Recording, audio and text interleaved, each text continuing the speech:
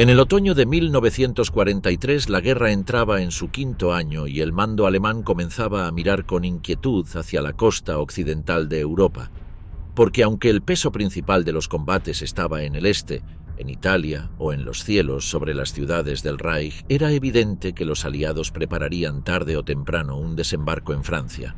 La cuestión era cuándo y dónde ocurriría, y qué capacidad real había de resistirlo con las fuerzas que quedaban disponibles. El mariscal Gerd von Rundstedt había sido nombrado otra vez como jefe supremo del Frente Occidental, un cargo que ya había ejercido en años anteriores, y desde su cuartel en París insistía en que el nivel de defensas a lo largo de la costa era insuficiente, pues los informes internos señalaban que las obras avanzaban despacio, que faltaba cemento, acero y madera, y que muchas de las divisiones estacionadas en Francia eran solo unidades de descanso antes de volver a Rusia, lo que reducía su valor real como tropas de combate. En varias reuniones en el Berghof transmitió estas preocupaciones directamente a Hitler, que escuchaba con frialdad y siempre desviaba la atención hacia el frente oriental, convencido de que allí estaba en juego el destino de la guerra, mientras que en el oeste solo veía un escenario secundario.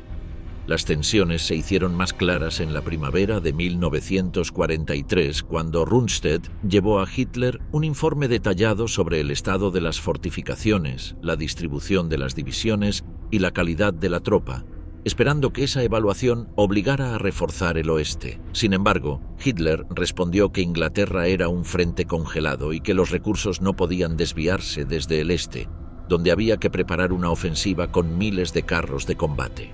Con esa respuesta, Rundstedt volvió a París frustrado, convencido de que en el momento decisivo le harían responsable del fracaso. En diciembre de ese mismo año, siguiendo la directiva número 40, se reanudó con mayor intensidad la construcción de la llamada Muralla Atlántica, una línea de defensas costeras que se extendía desde Noruega hasta el País Vasco y que en la propaganda se presentaba como un muro infranqueable, cuando en realidad era una cadena discontinua de posiciones incompletas. Había casamatas de hormigón para artillería, nidos de ametralladoras, zanjas anticarro y campos de minas, pero la mayoría se encontraba en proceso o con materiales de baja calidad.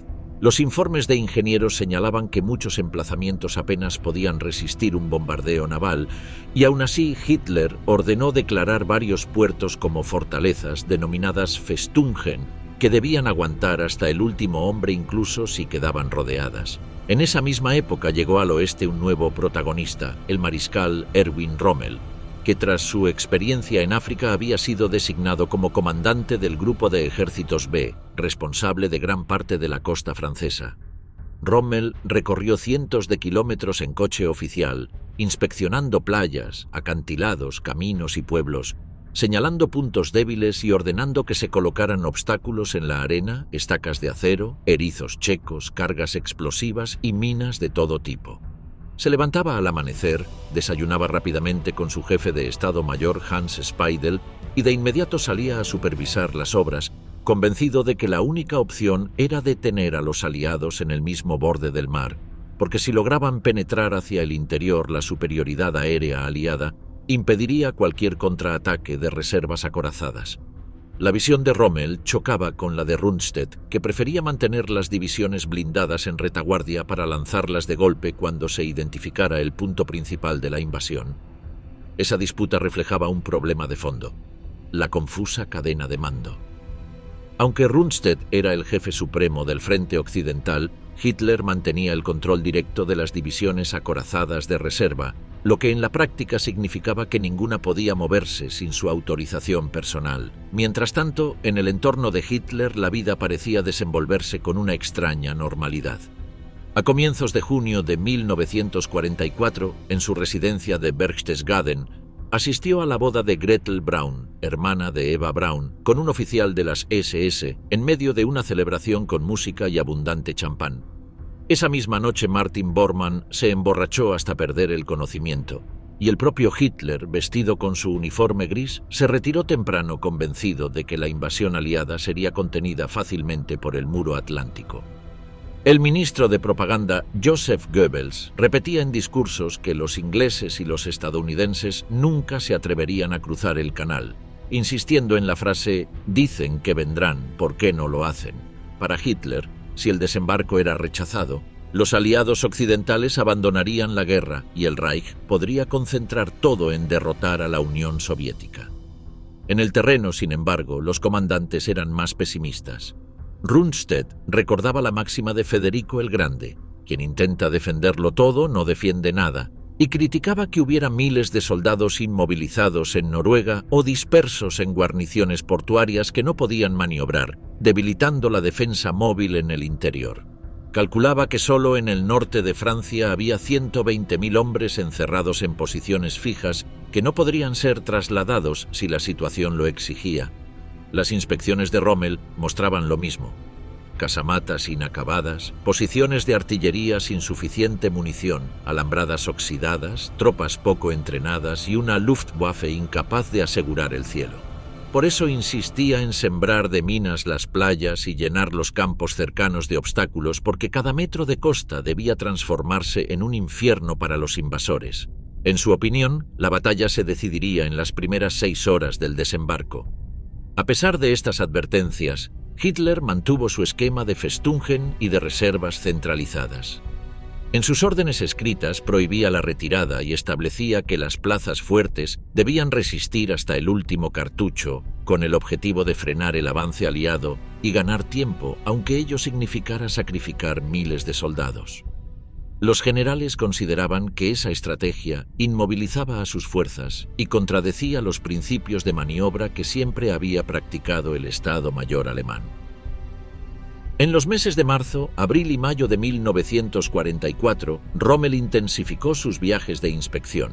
Visitaba sectores como Calais, Normandía o Bretaña, hablaba con oficiales y suboficiales, exigía que se cavaran trincheras, que se construyeran refugios camuflados y que se instalaran armas anticarro en las salidas de las playas. Muchas veces presionaba a las unidades de trabajo compuestas por prisioneros o requisados franceses, porque el tiempo apremiaba y los recursos eran escasos. En la documentación interna del OKW, los informes de von Rundstedt y de Bodo Zimmermann, su oficial de operaciones, advertían de la debilidad del sistema y de que los aliados estaban acumulando una fuerza sin precedentes en Inglaterra. Aún así, Hitler seguía confiando en que la ofensiva principal vendría por Calais y que las defensas improvisadas de Normandía bastarían para contener un ataque secundario. En la primavera de 1944, los informes de inteligencia señalaban con claridad que los aliados habían acumulado una enorme flota de desembarco en Inglaterra, con miles de barcos, aviones y divisiones listas para cruzar el canal. Sin embargo, en el cuartel general alemán, la confusión sobre el lugar exacto de la invasión seguía dominando, porque Hitler estaba convencido de que el objetivo principal sería el paso más corto, el estrecho de Calais, mientras que algunos oficiales, como Rommel, advertían que Normandía ofrecía playas amplias y accesibles que podían ser elegidas.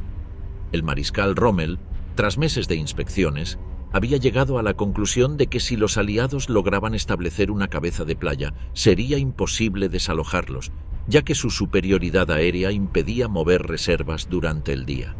Por eso defendía la idea de enfrentar la invasión en la misma arena, con posiciones de tiro directo sobre la orilla, obstáculos sumergidos que destruyeran las lanchas y campos minados que multiplicaran las bajas antes de que los primeros hombres pudieran organizarse.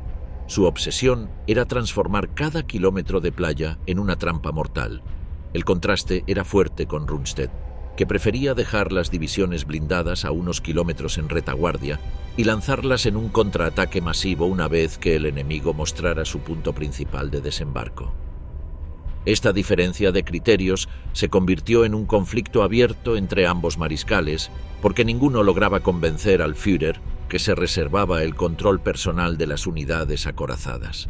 La consecuencia práctica era que, llegado el día, ningún general podría mover un solo tanque sin autorización desde Berlín. La cadena de mando en el oeste estaba así dividida en 3 niveles: Rundstedt como jefe supremo, Rommel al frente del grupo de ejércitos B y el propio Hitler decidiendo sobre las reservas. Además, la presencia de unidades de las SS, de la Luftwaffe y de la Kriegsmarine añadía nuevas complicaciones, ya que cada rama obedecía a su propio sistema de órdenes y no siempre colaboraba con el ejército. En los documentos internos de abril y mayo de ese año aparecen quejas constantes sobre la falta de materiales básicos. Ingenieros alemanes informaban que muchos búnkeres carecían de puertas blindadas, que los cañones estaban montados en posiciones improvisadas y que la escasez de hormigón hacía imposible completar todas las casamatas. En varios sectores de Normandía solo había alambres de púas y trincheras poco profundas, mientras que los oficiales locales pedían más minas y más artillería.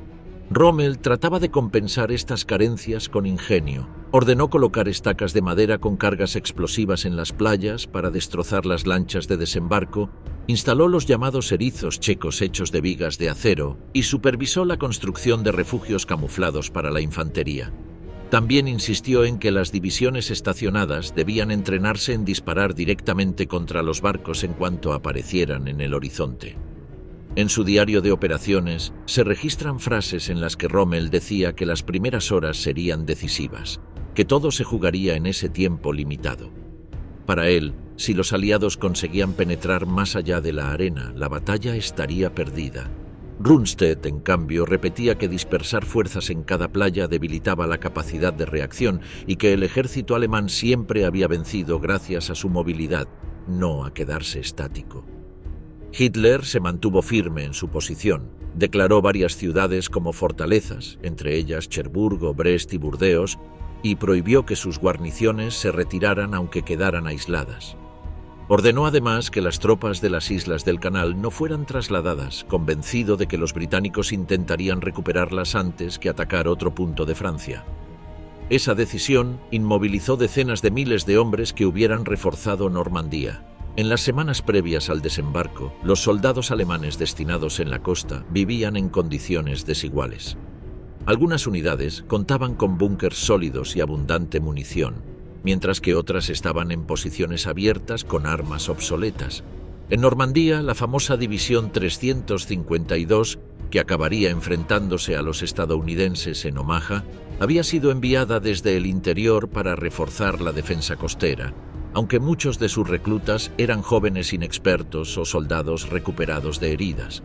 La Luftwaffe apenas podía garantizar vuelos de reconocimiento, ya que el dominio aéreo aliado era casi absoluto. Cada vez que un avión alemán despegaba, se arriesgaba a ser interceptado por cazas aliados. Lo mismo ocurría con el movimiento de vehículos. Durante el día los convoyes eran bombardeados por cazabombarderos, lo que obligaba a desplazarse solo de noche y a esconder camiones y tanques bajo los árboles. En mayo, Rommel recorrió nuevamente las posiciones de Normandía. En Colleville-sur-Mer observó la similitud de la playa con la de Salerno en Italia, donde los aliados habían desembarcado meses antes, y declaró a sus oficiales que aquel sector sería decisivo para el destino de Europa.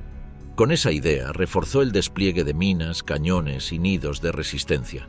Los testimonios de soldados rasos recogidos años después confirmaban que muchos de ellos eran hombres heridos en otras campañas o veteranos con poca capacidad física, destinados al muro atlántico porque podían servir en posiciones fijas. Algunos estaban agradecidos de no haber sido enviados al frente ruso, aunque sabían que la amenaza de invasión era inminente. Pasaban los días cavando trincheras, vigilando el mar y escuchando rumores sobre la inminente llegada de una armada enemiga gigantesca. El 3 de junio, mientras Rommel se encontraba en Alemania visitando a su familia, en el Berghof se celebraba la boda de Gretel Braun con un oficial de las SS.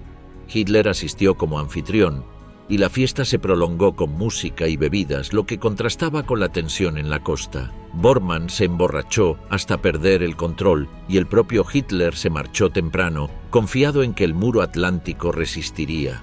Los discursos de Goebbels seguían alimentando la idea de que Inglaterra no se atrevería a cruzar, pero en los mandos intermedios del ejército el tono era más sombrío.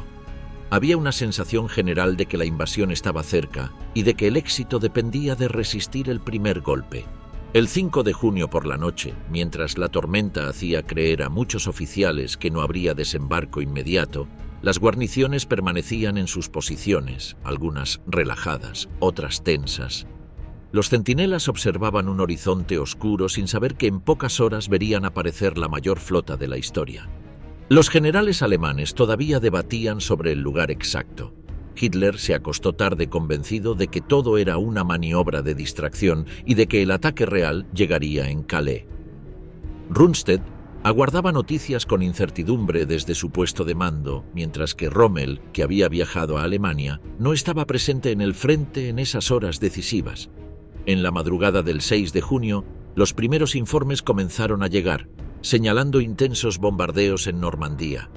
Al principio hubo dudas sobre si se trataba de un ataque limitado o de la gran invasión, pero pronto la magnitud del movimiento aliado despejó cualquier incertidumbre. Los teléfonos y radios del cuartel general empezaron a sonar sin descanso y en cuestión de minutos se activó el sistema de alarmas en toda la costa. Los hombres de las divisiones estacionadas en Normandía se lanzaron a sus posiciones de combate, ajustando cascos y armas, mientras el cielo retumbaba con el rugido de miles de aviones y el mar se llenaba de sombras de barcos que avanzaban lentamente hacia la orilla. Para muchos de esos soldados, la jornada apenas comenzaba y marcaría el inicio del fin del dominio alemán en el oeste de Europa. Rommel frente al mar, inspecciones y defensas en Normandía. A finales de enero de 1944, el mariscal Erwin Rommel recorrió la costa de Normandía para evaluar la preparación contra la esperada invasión. Aquel tramo del litoral era conocido por los franceses como Côte de Nacre, la costa de Nácar, por sus playas de arena clara que en verano recibían visitantes de París. El coche de Rommel se detuvo entre Colleville-sur-Mer y Vierville-sur-Mer, donde observó una franja plana de arena que se extendía por varios kilómetros, limitada por acantilados en ambos extremos y con casas dispersas a lo largo de la orilla. Al ver aquel lugar, lo comparó con Salerno en Italia, donde meses antes los aliados habían desembarcado con éxito, y afirmó ante sus acompañantes que ese sector debía ser protegido de inmediato porque allí podría decidirse el destino de Europa. El área recibiría después el nombre enclave Omaha Beach y se convertiría en escenario de la jornada más sangrienta para las fuerzas estadounidenses. Las divisiones alemanas que defendían esa costa, en especial la 716 de Infantería y la 352, no tenían la seguridad de poder resistir si la ofensiva se concentraba allí. Rommel comprendió que la preparación era insuficiente y que el tiempo se agotaba. El mariscal alemán, conocido hasta entonces como el zorro del desierto por sus campañas en África, había cambiado su manera de ver la guerra después de sufrir la superioridad aérea enemiga en ese continente.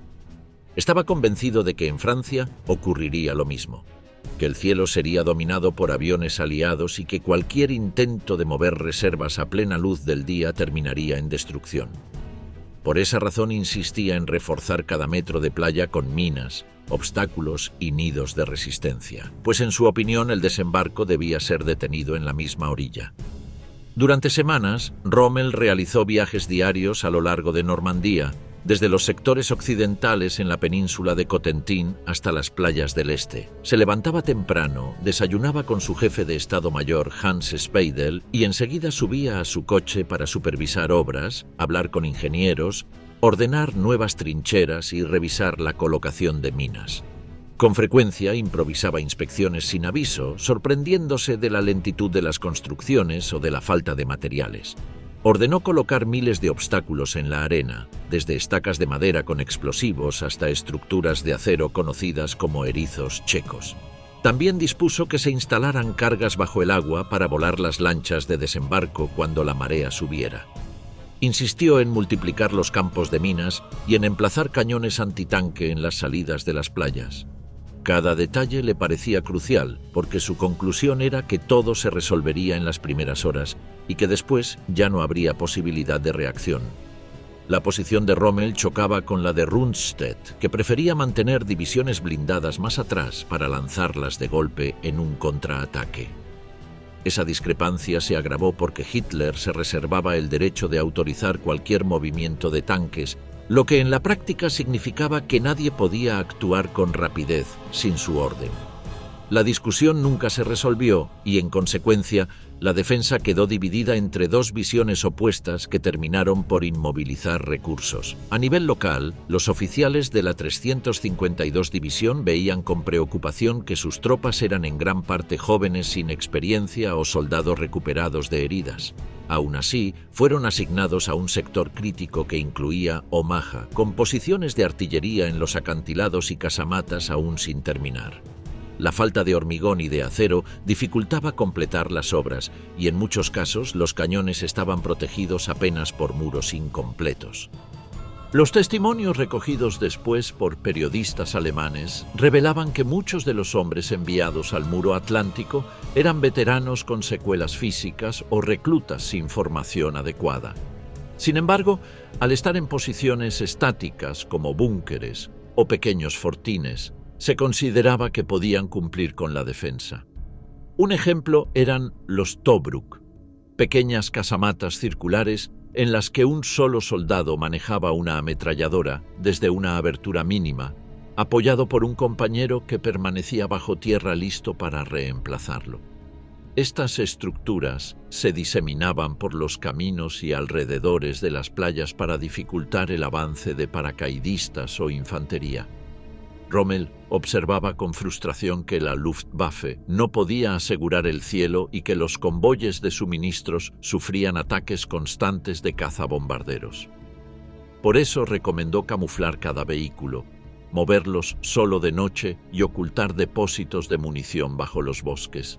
La escasez de combustible era otro problema. Muchas unidades apenas podían entrenar con sus tanques y había que ahorrar cada litro para el día de la invasión. En sus inspecciones, Rommel también tomó nota de los pueblos costeros, donde ordenó reforzar casas de hormigón y convertirlas en puntos de fuego. Algunas villas con vistas al mar se transformaron en fortalezas con techos de cemento, troneras y cañones antitanque, creando una red de resistencias que debía frenar cualquier avance. Cada puente y cada cruce de caminos recibía atención, con cargas explosivas listas para ser detonadas si los aliados lograban penetrar. El propio Rommel comentaba en tono crítico los discursos de Hitler dirigidos a los generales, llamándolos con ironía rayos de sol que no resolvían los problemas reales. Sin embargo, nunca dejó de cumplir con su tarea ni de buscar soluciones prácticas. En las semanas finales de mayo, redobló la presión sobre ingenieros y tropas, consciente de que la invasión era inminente. Mientras tanto, en Berlín, Hitler seguía convencido de que el desembarco principal sería en Calais. Esa confianza lo llevó a inmovilizar guarniciones en las islas del Canal y a declarar ciudades como Cherburgo o Brest fortalezas que debían resistir hasta el último cartucho. Tales decisiones dispersaban las fuerzas y limitaban la capacidad de maniobra, pero Hitler creía que así se aseguraba el control absoluto y evitaba retiradas no autorizadas. Los informes enviados desde el oeste eran cada vez más alarmantes. Rundstedt insistía en que los recursos eran insuficientes y que el frente occidental no podía sostener una invasión prolongada. Rommel señalaba que había que detener al enemigo en la playa o todo se perdería. Hitler, sin embargo, mantenía sus prioridades en el este, convencido de que allí estaba la batalla decisiva. En este clima de discrepancias y carencias, los soldados destinados en Normandía continuaban cavando trincheras, colocando minas y vigilando el mar. Algunos lo hacían resignados, otros con cierta esperanza de que tal vez la invasión se retrasara, pero todos sabían que tarde o temprano tendrían que enfrentarla. En mayo de 1944, mientras la fecha de la invasión se acercaba, Rommel intensificó aún más sus recorridos por la costa. En cada visita señalaba puntos débiles, pedía más minas, más obstáculos y más armas, aunque sabía que la industria alemana no podía cubrir todas esas necesidades. Los ingenieros militares informaban que la cantidad de hormigón enviada era insuficiente y que muchas posiciones quedaban a medio construir, lo que dejaba expuesta la línea defensiva. A pesar de las limitaciones, Rommel ordenó que cada tramo de playa estuviera sembrado de obstáculos. Se instalaron troncos inclinados hacia el mar con minas en la punta, pensados para destrozar las lanchas de desembarco cuando subiera la marea. También se colocaron cruces de hierro y bloques de cemento, formando un laberinto que obligaría a los barcos a frenar y a las tropas a avanzar bajo el fuego. Cada salida de carretera hacia el interior recibió cañones antitanque y nidos de ametralladoras. Los informes de unidades locales describen que los soldados pasaban jornadas enteras cargando sacos de arena, colocando alambres de púas y cavando refugios. Muchos eran hombres recuperados de heridas o con poca preparación, destinados allí porque las posiciones estáticas requerían menos esfuerzo físico que el frente oriental. Sin embargo, Rommel no los consideraba inútiles, ya que en sus planes cada búnker y cada trinchera debía cumplir un papel en la primera línea. El mariscal veía con claridad que el dominio aéreo aliado sería total. En sus conversaciones con oficiales repetía que los cazabombarderos impedirían cualquier movimiento durante el día, de modo que las reservas quedarían atrapadas. Por eso insistía en que las divisiones de infantería costera soportaran el golpe inicial. La frase que utilizaba era que la batalla se decidiría en las primeras horas, antes de que el enemigo lograra consolidarse. La oposición de Rundstedt seguía presente. Desde su cuartel en París, el veterano mariscal argumentaba que la historia del ejército alemán demostraba que la victoria se conseguía con movilidad, no con rigidez. Para él, concentrar fuerzas en la orilla significaba perder la capacidad de contraatacar con decisión. Propuso mantener las divisiones acorazadas a varios kilómetros de la costa y lanzarlas en un golpe masivo, pero esa idea quedó bloqueada por la intervención directa de Hitler. El Führer no solo prohibía retirar tropas sin su orden, también se reservaba la decisión sobre el uso de las divisiones blindadas. Esa centralización creó un sistema lento y burocrático que en la práctica paralizó la reacción alemana. Cuando llegara el desembarco, ninguna de esas unidades podría moverse sin autorización personal, lo que significaba horas de retraso. Mientras tanto, la propaganda oficial presentaba la muralla atlántica como un muro infranqueable. Los noticieros mostraban imágenes de búnkeres sólidos, artillería en casamatas y soldados preparados, aunque la realidad era muy distinta. En Normandía, muchas posiciones eran improvisadas. Las piezas de artillería estaban en refugios incompletos y los suministros de munición eran limitados. Aún así, los civiles franceses obligados a trabajar en las obras confirmaban que el despliegue era impresionante por la cantidad de minas y obstáculos que cubrían la costa. Los testimonios recogidos años más tarde revelaban que los soldados de esas guarniciones vivían con una mezcla de rutina y ansiedad. Las patrullas vigilaban la costa de noche, los centinelas miraban al canal desde torres improvisadas y los suboficiales organizaban ejercicios de tiro con las armas disponibles. Muchos pasaban el tiempo escribiendo cartas, conversando o reparando trincheras, sabiendo que el desembarco podía llegar en cualquier momento. Rommel presionaba para acelerar el ritmo. En un informe describió que quería ver miles de minas colocadas cada día y que si el enemigo desembarcaba, debía encontrar un campo minado tan denso que no pudiera avanzar. Ordenó también reforzar las aldeas cercanas a la costa, convirtiendo casas y granjas en puntos fortificados. Cada edificio debía servir como refugio y como obstáculo en el camino hacia el interior. El esfuerzo fue enorme, pero no logró transformar toda la costa en una línea impenetrable. Había sectores bien defendidos, con artillería pesada y búnkeres de hormigón, y otros apenas cubiertos con trincheras y alambres. La diferencia de preparación entre un punto y otro era notable, lo que creaba vacíos que los aliados podrían aprovechar. En los primeros días de junio, Rommel estaba convencido de que la invasión era inminente. Sin embargo, una tormenta en el canal lo llevó a pensar que los aliados retrasarían su ofensiva y aprovechó para viajar a Alemania a visitar a su familia.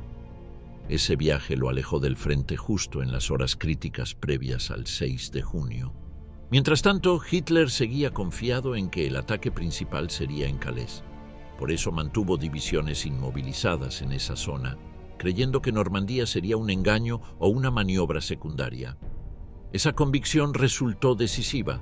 porque significó que las fuerzas en Normandía debieron enfrentar el desembarco con medios limitados. La víspera de la invasión, las guarniciones de la costa mantenían su rutina. Algunos oficiales organizaron cenas en los pueblos cercanos, otros revisaban por última vez sus posiciones. Nadie sospechaba que en pocas horas aparecería la mayor armada de la historia. Cuando los primeros informes llegaron al amanecer del 6 de junio, los teléfonos del cuartel de Rundstedt comenzaron a sonar sin descanso y las defensas alemanas entraron en alarma. En las posiciones de Normandía, los soldados corrieron a ocupar sus búnkeres, ajustaron sus cascos y prepararon sus armas. Frente a ellos, el mar se cubría de barcos que avanzaban lentamente, acompañados por un rugido constante de aviones. Era el inicio del choque que pondría a prueba todo el trabajo de meses de Rommel y sus hombres y que demostraría si las defensas costeras podían realmente detener al enemigo en la orilla. La madrugada del 6 de junio. Confusión en el alto mando. En la noche del 5 al 6 de junio de 1944, una tormenta en el canal hizo pensar a muchos oficiales alemanes que la invasión aliada no ocurriría de inmediato. Los partes meteorológicos señalaban oleaje fuerte y cielos cubiertos, lo que parecía descartar un desembarco a gran escala. Por eso varios comandantes permitieron que sus hombres descansaran. Algunos oficiales asistieron a reuniones sociales y hasta se planearon permisos breves. La rutina se mantuvo sin mayores sobresaltos, con patrullas en la costa y centinelas en sus puestos, pero sin la tensión que hubiera acompañado la certeza de un ataque inminente. En esas mismas horas, Erwin Rommel estaba lejos del frente. Había viajado a Alemania para visitar a su esposa y comprar regalos de cumpleaños para su hijo, convencido de que el mal tiempo retrasaría cualquier operación enemiga. En París, Rundstedt esperaba novedades en su cuartel, pero sin señales claras que indicaran que la ofensiva había comenzado. Y en Berchtesgaden, Hitler se había retirado a descansar después de un día ocupado con reuniones menores, confiado en que el desembarco principal llegaría por Calais, no por Normandía. La madrugada trajo un cambio repentino. A las primeras horas del 6 de junio se registraron intensos bombardeos aéreos y navales sobre las defensas costeras en Normandía. Las comunicaciones comenzaron a saturarse con reportes de paracaidistas cayendo en distintas zonas, lo que generó confusión sobre si se trataba de ataques reales o solo operaciones de distracción. Los operadores de radio informaban de explosiones, disparos de artillería y movimientos en la costa, mientras los centinelas alertaban de la presencia de barcos que se acercaban desde el horizonte. En cuestión de minutos, los teléfonos de los puestos de mando alemanes comenzaron a sonar sin descanso. El cuartel general del Grupo de Ejércitos B recibió informes contradictorios. Algunos hablaban de pequeños desembarcos en la península de Cotentin, otros de ataques en Calvados, y no faltaban quienes aseguraban que se trataba de una operación menor. La magnitud de la flota aliada todavía no era visible con claridad por la oscuridad, y los oficiales debatían si lo que ocurría era la ofensiva principal o un engaño. En París, Rundstedt pidió de inmediato autorización para movilizar las divisiones acorazadas que se encontraban en reserva. Sus asesores le recordaron que esa decisión dependía únicamente de Hitler, lo que significaba que habría que esperar a que el Führer despertara. Los intentos por localizarlo resultaron inútiles en las primeras horas, ya que se había retirado tarde a descansar y nadie se atrevía a despertarlo sin una orden expresa. Esa demora costó un tiempo valioso. Mientras tanto, en los cuarteles de Normandía, los hombres de la División 352 y de la 716 corrían a ocupar sus posiciones. Los artilleros ajustaban las miras, los soldados cargaban sus fusiles y los oficiales revisaban mapas iluminados con linternas. El ruido del mar comenzó a cubrirse con un rugido metálico. La flota aliada, compuesta por miles de barcos, se aproximaba lentamente hacia la costa. Para los soldados alemanes apostados en búnkeres y trincheras, la visión fue impactante. un horizonte plagado de siluetas que se extendían hasta donde alcanzaba la vista. La confusión en el mando contrastaba con la inmediatez de la situación en el terreno. Los artilleros comenzaron a disparar contra las sombras de los barcos, mientras los paracaidistas aliados seguían cayendo en el interior, algunos desviados por el viento, lo que incrementaba el desconcierto alemán. Los mensajes que llegaban a los centros de mando eran caóticos. Unos hablaban de centenares de paracaidistas, otros de simples grupos aislados. Algunos aseguraban que la ofensiva se dirigía a Cherburgo, otros que el objetivo era Caen. En las primeras horas del día, los radares y las estaciones de observación confirmaron que la flota frente a Normandía era gigantesca. Sin embargo, la desconfianza hacia los informes llevó a que en Berlín y en el cuartel de Hitler se insistiera en que podía tratarse de una maniobra para desviar la atención de Calais. Esa idea retrasó aún más la liberación de las reservas blindadas. Los soldados en la costa no tenían tiempo para esas discusiones. En Utah y en Omaha, en Gold, Juno y Sword, las guarniciones abrían fuego contra las primeras lanchas de desembarco. Las playas se iluminaban con explosiones, trazadoras y ráfagas de ametralladora. En algunos sectores, los búnkers resistían bajo el bombardeo naval. En otros, eran destruidos en cuestión de minutos. Los oficiales alemanes que sobrevivieron relatarían después que el suelo temblaba como si se tratara de un terremoto y que las comunicaciones se interrumpían constantemente por los impactos. En París, Rundstedt insistió una vez más en que la situación era grave y que debía actuarse de inmediato. Sus jefes de operaciones trataban de ordenar la avalancha de informes, pero la falta de una línea clara de mando y la espera de órdenes desde Berlín hacían imposible una reacción coordinada. Cuando finalmente Hitler fue informado en la mañana, consideró que lo que ocurría en Normandía aún podía ser un ataque secundario y que el verdadero desembarco vendría en Calais. Esa interpretación mantuvo paralizadas a las divisiones acorazadas durante las horas cruciales del amanecer. Mientras tanto, los hombres de Rommel, privados de su presencia directa porque el mariscal seguía en Alemania, resistían con lo que tenían. En Omaha, los cañones de la 352 División disparaban contra las lanchas que se acercaban mientras las ametralladoras barrían la playa. En Utah, los defensores observaban cómo las corrientes desviaban a los estadounidenses, lo que les daba una ventaja inicial. En Sword y Juno, los búnkers respondían al fuego naval con todo lo que podían. Los testimonios de soldados rasos, recogidos años después, recordaban la sorpresa al ver el tamaño de la flota. Muchos hablaban de un mar cubierto de barcos, de aviones volando a baja altura y de un ruido constante de explosiones. Algunos oficiales de artillería intentaban mantener la calma y dar órdenes claras, pero las comunicaciones caían una y otra vez, lo que obligaba a decidir de manera improvisada. La cadena de mando alemana quedó atrapada entre la duda y la lentitud. Rundstedt presionaba para reaccionar. Hitler dudaba, Rommel estaba ausente y las divisiones acorazadas permanecían inmóviles en espera de órdenes. Esa falta de coordinación permitió que los aliados lograran avanzar en varios puntos, a pesar de las pérdidas iniciales.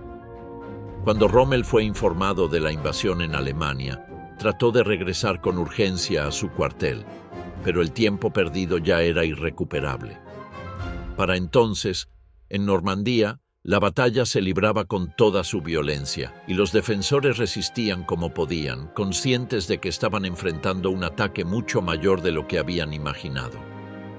A medida que avanzaba la mañana del 6 de junio, la magnitud del ataque aliado ya no podía ocultarse. Los informes que llegaban a París y a Berlín confirmaban que en Normandía había desembarcado una fuerza masiva, apoyada por un número abrumador de barcos y aviones. Los radares señalaban un tráfico incesante de naves atravesando el canal y los observadores describían playas cubiertas de hombres y vehículos. Pese a esa evidencia, en el cuartel de Hitler todavía se sostenía la idea de que el desembarco era solo un ataque de distracción y que el verdadero golpe vendría más tarde en Calais. Esa interpretación resultó fatal para la reacción alemana. Rundstedt volvió a pedir con urgencia el uso de las divisiones blindadas, pero recibió la misma respuesta. La decisión correspondía únicamente al Führer. Cuando por fin se autorizó el movimiento, las horas más críticas de la mañana ya habían pasado y los aliados habían conseguido establecer cabezas de playa en varios sectores. En Normandía, los defensores seguían resistiendo con lo que tenían. En Omaha, los cañones de la 352 División continuaban disparando desde los acantilados, causando graves pérdidas a los estadounidenses que trataban de cruzar la arena bajo un fuego constante. Sin embargo, el bombardeo naval y aéreo destrozaba posiciones una tras otra, y las comunicaciones entre búnkeres quedaban interrumpidas. Los soldados relataban que se veían obligados a improvisar, corriendo entre trincheras semidestruidas y tratando de mantener las ametralladoras en funcionamiento, mientras el terreno temblaba bajo los impactos. En Utah, el desembarco se desvió varios kilómetros de su objetivo por efecto de las corrientes. Esa desviación favoreció a los alemanes al principio, porque sus posiciones más fuertes quedaron fuera de alcance, pero también permitió a los estadounidenses avanzar por un sector menos defendido. Los alemanes en esa zona se vieron superados en número y no pudieron impedir que los invasores penetraran hacia el interior. En los sectores británicos y canadienses, la situación era igualmente caótica. En Sword y Juno, los búnkers abrían fuego contra las lanchas, pero el bombardeo aliado debilitaba rápidamente las posiciones. En Gold, la artillería alemana logró hundir varias embarcaciones, aunque la presión enemiga fue demasiado grande. Los soldados alemanes, que sobrevivieron, contaban después que nunca habían visto un ataque tan coordinado, con barcos disparando desde el mar, aviones lanzando bombas y miles de hombres avanzando al mismo tiempo. Mientras esto ocurría en las playas, en París el cuartel de Rundstedt trataba de organizar una respuesta. Los oficiales de Estado Mayor debatían cómo concentrar fuerzas, pero la falta de libertad para mover reservas hacía todo inútil. Cuando finalmente se ordenó desplazar algunas divisiones acorazadas, los convoyes que intentaban avanzar eran atacados sin descanso por la aviación aliada, que dominaba por completo el cielo. Tanques y camiones eran destruidos en carreteras y puentes, lo que retrasaba aún más cualquier contraataque. Rommel, al enterarse de la invasión, regresó apresuradamente desde Alemania. Durante el viaje en coche observó con impotencia columnas de humo en el horizonte y escuchó reportes de que las playas ya estaban llenas de tropas enemigas. Al llegar a su cuartel comprobó que la situación era crítica y que las decisiones se habían tomado demasiado tarde. Para él se confirmaba su idea de que todo se decidiría en las primeras horas y que esas horas ya se habían perdido. Los testimonios de soldados que combatieron en los puntos de resistencia muestran el contraste entre la propaganda del muro atlántico y la realidad. Muchos recordaban que sus búnkeres fueron destruidos en minutos, que los cañones eran silenciados por el fuego naval y que la artillería apenas podía disparar unos pocos proyectiles antes de ser neutralizada. Otros relataban la sorpresa al ver cómo los aliados desplegaban vehículos anfibios, ingenieros y equipos especializados para abrir paso entre minas y obstáculos, algo para lo que no estaban preparados. En el alto mando alemán la confusión continuaba. Hitler insistía en que Calais seguía siendo el objetivo principal y se negó a trasladar fuerzas desde ese sector. Esa obstinación mantuvo a decenas de miles de soldados inmovilizados en un lugar donde no se produciría ningún desembarco, mientras que en Normandía los defensores eran superados poco a poco. A media tarde, los informes ya eran claros. Los aliados habían consolidado posiciones en todas las playas y estaban desembarcando vehículos, artillería y tropas frescas. Las unidades alemanas que intentaban contraatacar eran destruidas por la aviación, y las comunicaciones entre divisiones se interrumpían constantemente. Rundstedt declaró a sus oficiales que la batalla se estaba perdiendo, pero aún así transmitió órdenes de resistir en cada posición hasta el final. Para los soldados en el terreno, la jornada parecía interminable. Muchos pasaron horas dentro de búnkeres bajo fuego constante, con el aire lleno de humo y polvo. Los que sobrevivieron contaban que no podían levantar la cabeza sin arriesgarse a ser alcanzados por proyectiles o ametralladoras. El ruido era ensordecedor y la sensación de aislamiento total, porque las radios quedaban destruidas y las líneas telefónicas cortadas. Al anochecer, los aliados habían logrado asegurar varias cabezas de playa conectadas entre sí. Aunque las pérdidas habían sido altas, su superioridad en número y en medios era evidente. Los alemanes seguían combatiendo en puntos aislados, pero la capacidad de reacción general estaba rota. Rommel, al evaluar la situación, comprendió que las horas perdidas durante la mañana habían sido decisivas. Rundstedt coincidía en ese diagnóstico, aunque en público seguía transmitiendo órdenes de resistencia. Hitler, por su parte, insistía en que lo ocurrido podía ser aún un engaño, lo que prolongó la falta de una estrategia clara. La primera jornada de la invasión concluyó con los alemanes desbordados en todos los sectores. La muralla atlántica había demostrado ser más frágil de lo que la propaganda aseguraba, y la confusión en el alto mando había impedido una reacción efectiva. Para los soldados que sobrevivieron en las playas, el 6 de junio quedaría grabado como el día en que la guerra cambió de rumbo en el oeste. El Jardín del Diablo, Omaha y el choque sangriento. La playa conocida como Omaha se extendía a lo largo de varios kilómetros, limitada por acantilados en sus extremos y con un terreno que favorecía a los defensores. Desde enero de 1944, Rommel había señalado aquel sector como uno de los más vulnerables y ordenó reforzarlo con obstáculos, minas y nidos de resistencia.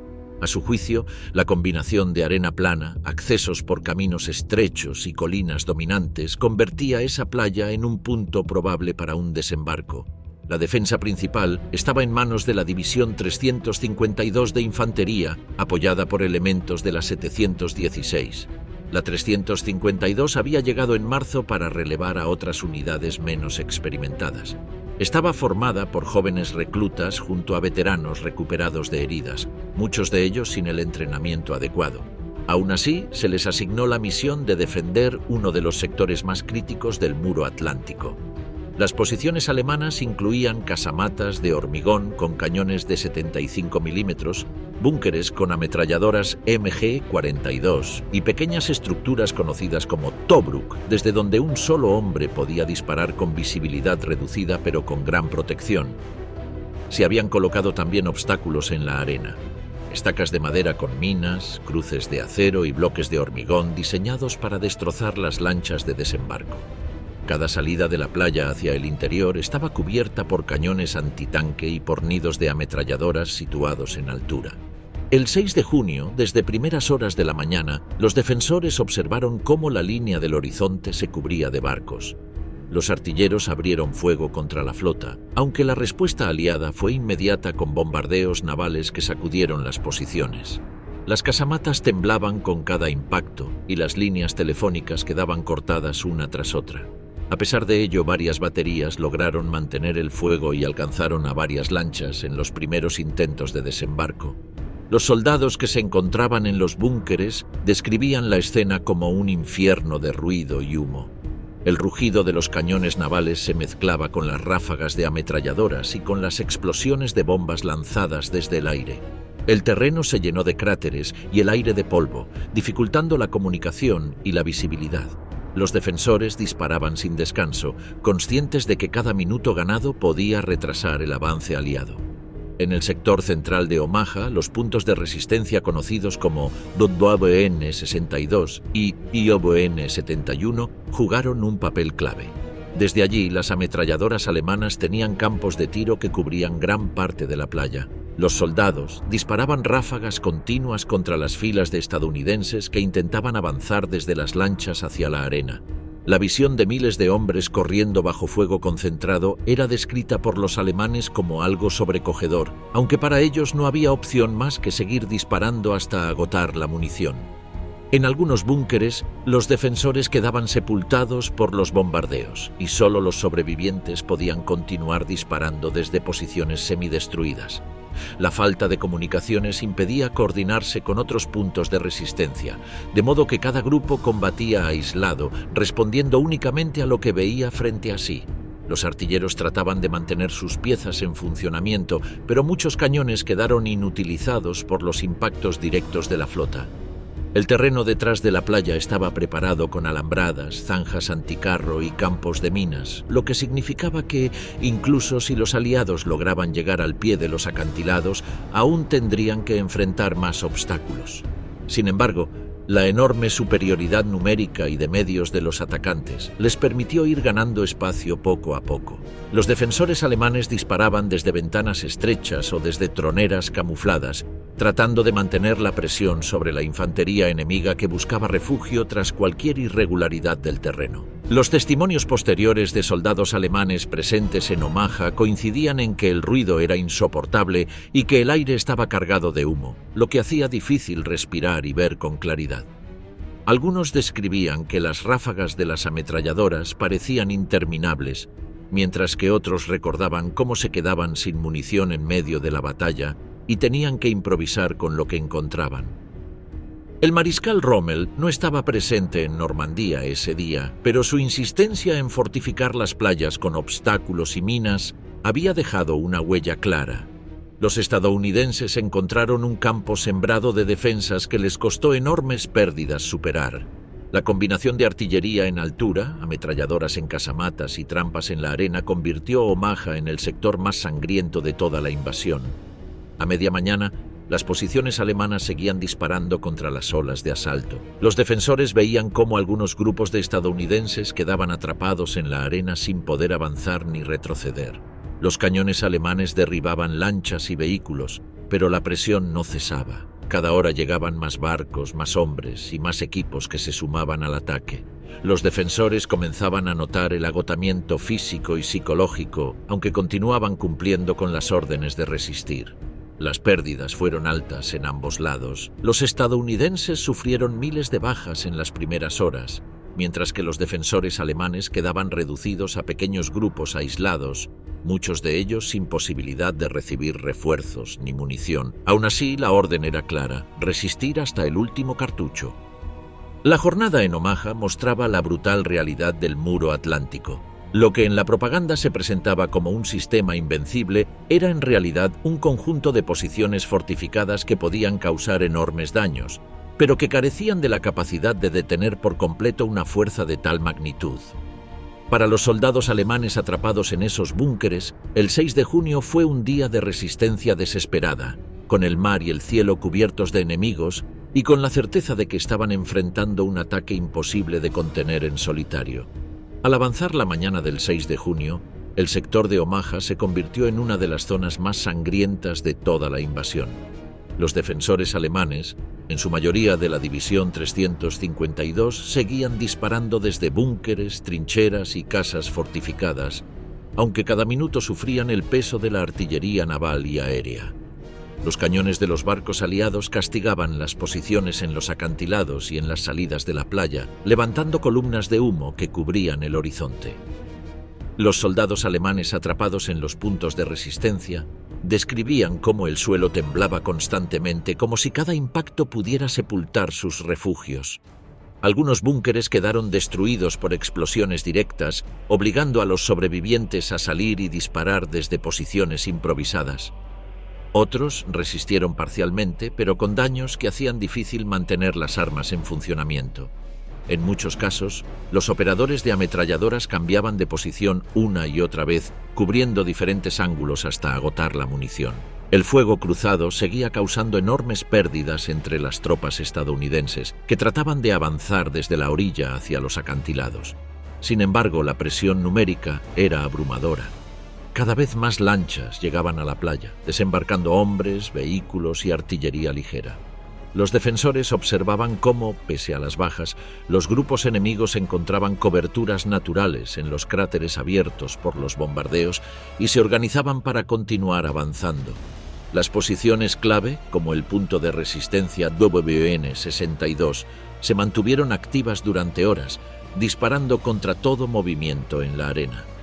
Allí los defensores alemanes recordaban que los estadounidenses avanzaban lentamente, arrastrándose bajo el fuego, deteniéndose tras restos de madera o de obstáculos destruidos. La lucha era constante y agotadora, con disparos de ametralladoras, granadas de mano y fuego de cañones antitanque. Hacia el mediodía, la situación comenzaba a inclinarse de forma irreversible. Los aliados habían logrado penetrar en varios sectores y empezaban a escalar los acantilados. Los defensores intentaron detenerlos con ráfagas de ametralladoras desde troneras, pero la presión era demasiado grande. La llegada de ingenieros aliados con explosivos permitió abrir brechas en alambradas y destruir fortificaciones.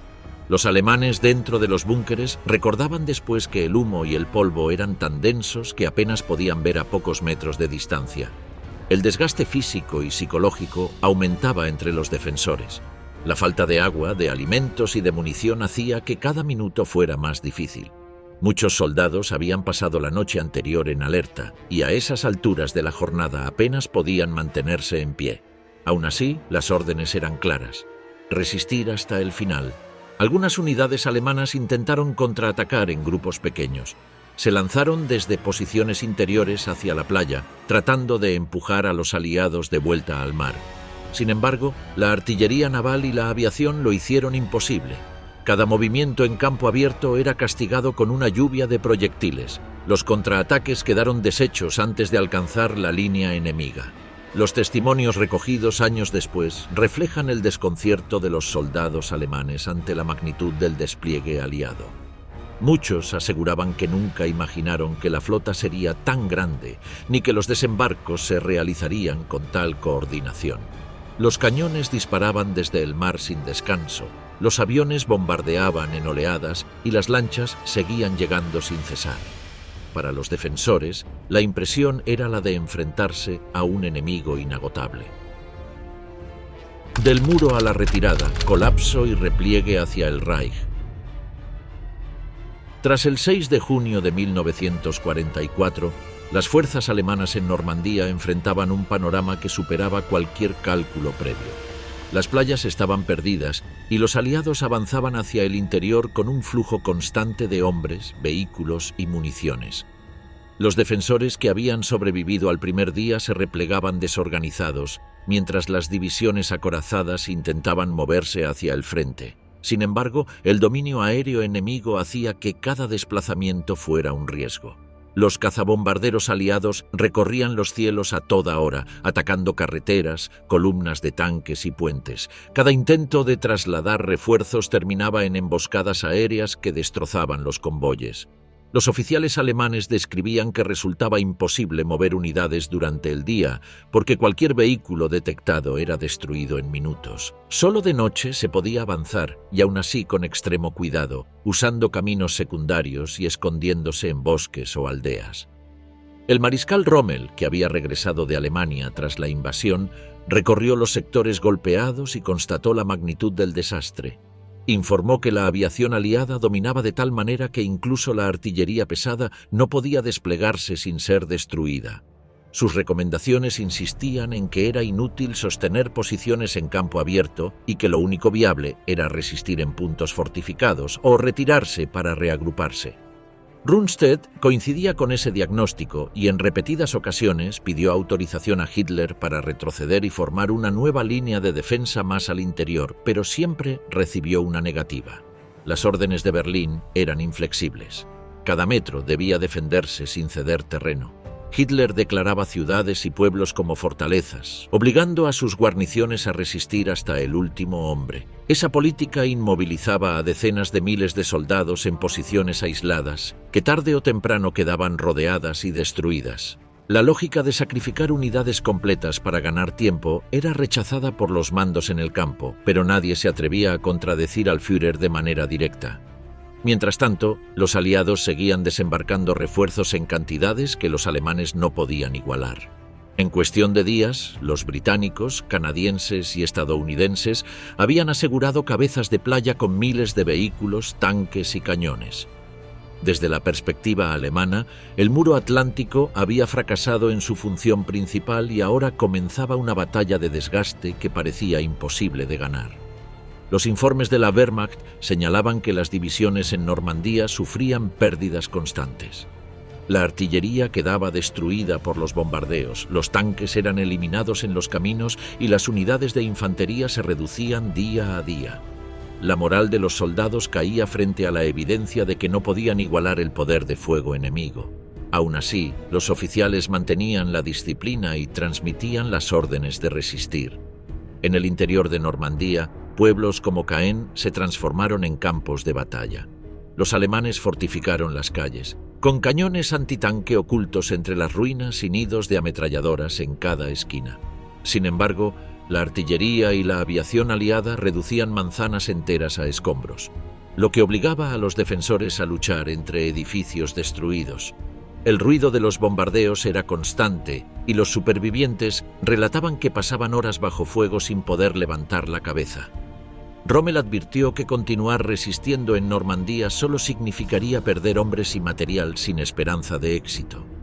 Propuso retirarse hacia el Sena y reorganizar allí la defensa, pero Hitler rechazó esa sugerencia y repitió su orden de aguantar. Para el Führer, cada día de resistencia retrasaba la ofensiva aliada y permitía reorganizar otros frentes, aunque esa estrategia costara miles de vidas. Las divisiones alemanas intentaban improvisar contraataques locales. En algunos sectores lograron frenar temporalmente el avance enemigo, pero la superioridad aérea y numérica de los aliados anulaba cualquier progreso. Cada vez que los tanques alemanes se concentraban, eran localizados desde el aire y destruidos con precisión. Los soldados relataban que era inútil maniobrar durante el día, porque bastaban unos minutos para que aparecieran cazabombarderos y arrasaran todo. La cadena de mando también sufría tensiones internas. Rommel insistía en adaptarse a la realidad del campo de batalla, mientras Rundstedt presionaba por una retirada estratégica. Hitler, en cambio, permanecía convencido de que una resistencia obstinada lograría desgastar al enemigo. Esa discrepancia generaba un ambiente de frustración entre los oficiales, que veían cómo se desperdiciaban sus fuerzas en una lucha desigual. En el terreno, la situación de los soldados era cada vez más difícil. La escasez de suministros se hacía sentir, con raciones reducidas y munición limitada. Los heridos saturaban los puestos de socorro, donde los médicos trabajaban sin descanso bajo el fuego enemigo. Los testimonios posteriores describen escenas de hospitales improvisados en sótanos y graneros, con filas de camillas y con el ruido constante de explosiones en el exterior. A pesar de todo, los defensores alemanes mantenían la resistencia en cada pueblo y cada camino. Los combates eran encarnizados, con emboscadas, tiroteos en calles estrechas y ataques nocturnos. La infantería utilizaba cada seto y cada muro como cobertura, tratando de frenar el avance aliado centímetro a centímetro. Sin embargo, la diferencia de medios era tan grande que la caída de cada posición parecía inevitable. Los aliados, conscientes de esa ventaja, avanzaban de manera sistemática, apoyados por bombardeos masivos que arrasaban las líneas alemanas. Las columnas de humo se veían a kilómetros de distancia y los prisioneros alemanes aumentaban en número cada día. Para las tropas del Reich, la sensación era de estar siendo empujados sin remedio hacia el interior de Francia, sin posibilidad real de recuperar la iniciativa. A finales de junio, los informes del alto mando alemán reconocían que la situación en Normandía era insostenible. Las divisiones estaban exhaustas, los tanques destruidos y la aviación alemana reducida a operaciones marginales. Rundstedt volvió a pedir autorización para retirarse y reorganizar una línea más sólida, pero Hitler respondió con ira, insistiendo en que cada posición debía resistir hasta el final. Esa rigidez marcó el destino de las fuerzas en el oeste. En julio de 1944, la situación alemana en Normandía era insostenible. Las divisiones estaban agotadas y el poder aéreo aliado impedía cualquier maniobra durante el día. Cada intento de trasladar tanques o suministros terminaba en ataques aéreos que destruían convoyes enteros. Los mandos alemanes informaban de pérdidas constantes y de una incapacidad total para detener el avance enemigo. Rommel insistió nuevamente en la necesidad de retirarse hacia el Sena, pero a mediados de mes sufrió un grave ataque aéreo contra su vehículo cerca de Livarot, quedando herido de gravedad. Su ausencia dejó al grupo de ejércitos B sin su comandante más respetado en el frente. Rundstedt, cada vez más frustrado, también fue apartado poco después, reemplazado por Kluge, quien heredó una situación desesperada. Mientras tanto, los aliados lanzaban una serie de ofensivas que terminaron por romper las líneas alemanas. La Operación Cobra, iniciada a finales de julio, abrió una brecha al oeste de Saint-Lô. Las unidades alemanas que intentaron resistir fueron arrolladas por la potencia de fuego artillera y aérea. Lo que quedaba de la infantería se dispersó en pequeños grupos incapaces de frenar el avance. La consecuencia fue el cerco de Falaise en agosto. Decenas de miles de soldados alemanes quedaron atrapados en una bolsa que se cerraba rápidamente. El caos era absoluto. Columnas de vehículos bloqueaban los caminos. La artillería aliada bombardeaba sin cesar y la aviación atacaba sin descanso. Los testimonios alemanes hablaban de escenas de destrucción total, con tanques incendiados, caballos muertos en las carreteras y soldados tratando de escapar a pie bajo el fuego. El alto mando en Berlín ordenó resistir dentro del cerco, pero muchos oficiales comprendieron que era imposible. Miles de hombres murieron o fueron hechos prisioneros, y las divisiones que lograron escapar lo hicieron sin armas ni cohesión, reducidas a fragmentos de lo que habían sido. La derrota en Falaise significó la aniquilación del grupo de ejércitos B como fuerza efectiva. A finales de agosto, los restos del ejército alemán en Francia emprendieron una retirada precipitada hacia el Sena. Las unidades se movían de noche, perseguidas por la aviación y acosadas por la resistencia local. Ciudades como París quedaron fuera del control alemán en cuestión de días. El sueño de mantener una línea en el oeste había terminado. El retroceso no se detuvo hasta llegar a la frontera del Reich. La invasión aliada había conseguido lo que Rommel y Rundstedt habían advertido desde el principio. Una vez que los aliados establecieran su cabeza de playa, nada podría detener su avance. Para los soldados alemanes que sobrevivieron, la retirada fue el reconocimiento amargo de que el muro atlántico nunca había sido una muralla infranqueable, sino una ilusión que se derrumbó en pocas semanas bajo la presión de un enemigo superior en todos los aspectos.